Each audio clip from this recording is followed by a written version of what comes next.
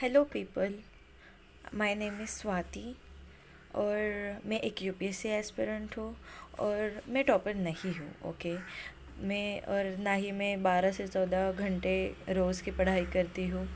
Because 12 से 14 hours study routine ये जो यूट्यूब पे दिखाते हैं, आई डोंट नो इसमें कितनी सच्चाई है। बिकॉज़ यूपीएससी एस्पिरेंट में कुछ दिन मोटिवेशन होता है तो कुछ दिन मोटिवेशन बिल्कुल भी नहीं होता है। तो ये जो लोग बोलते हैं कि 12-14 घंटे डेली स्टडी रूटीन है उनका, तो मुझे लगता है कि डेली ऑनेस्ट स्टडी होना चाहिए आपका। Honest is the best policy we say, क्योंकि जो पढ़ रहे हैं हम, तो वो जो पढ़ रहे हैं, स्टडी कर रहे हैं हम, वो मेमोराइज़ होना बहुत ज़्यादा ज़रूरी है। मेमोराइजेशन है बहुत ज़्यादा ज़रूरी है। क्योंकि क्या ही मतलब है कि हम पढ़े जा रहे लेकिन हमें चीज़ें याद ही नहीं रही। लेकिन ऐसा बहुत बार होता है कि हम जो पढ़ रहे हो हमें बाद में याद नहीं होता है, और ये सब चीज़ें नॉर्मल है क्योंकि हमें कुछ कुछ चीज़ें मल्टीपल टाइम रिवीजन करनी पड़ती है।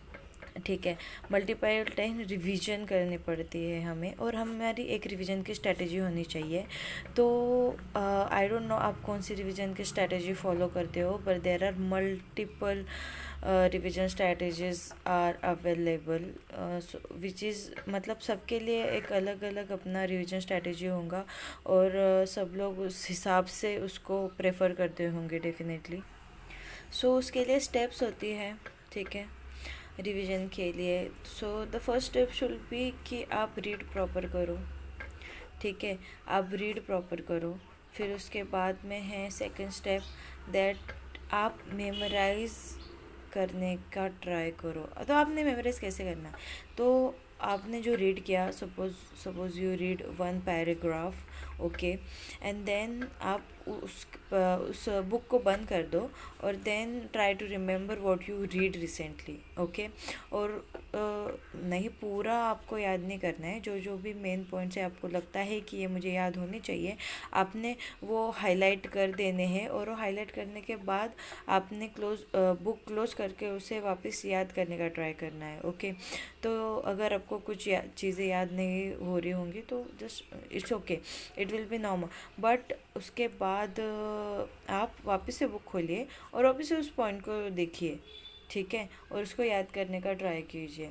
And the best way to test yourself is to give test obviously, और एमसीक्यू सॉल्व कीजिए जितना ज़्यादा हो सके, क्योंकि MCQ is the main game, क्योंकि एमसीक्यू ही सॉल्व करनी है प्रीलिम्स में हमें, ठीक है। ये जो है, ये स्ट्रेटजी नीट के बच्चे, कोई भी जो भी लोग स्टडी कर रहे हैं वो यूज़ कर सकते हैं, ठीक है। देन एनालाइज कीजिए। टेस्ट देना ही और सब कुछ नहीं होता, एनालाइज भी करना चाहिए टेस्ट को, तो वो सबसे इम्पोर्टेंट है। तो एनालाइज कैसे करने मैं आपको नेक्स्ट वीडियो में बताऊंगी। Thank you so much. अब अगर आपको ये इन्फॉर्मेशन अच्छी लगी तो please do subscribe, like and comment. Thank you.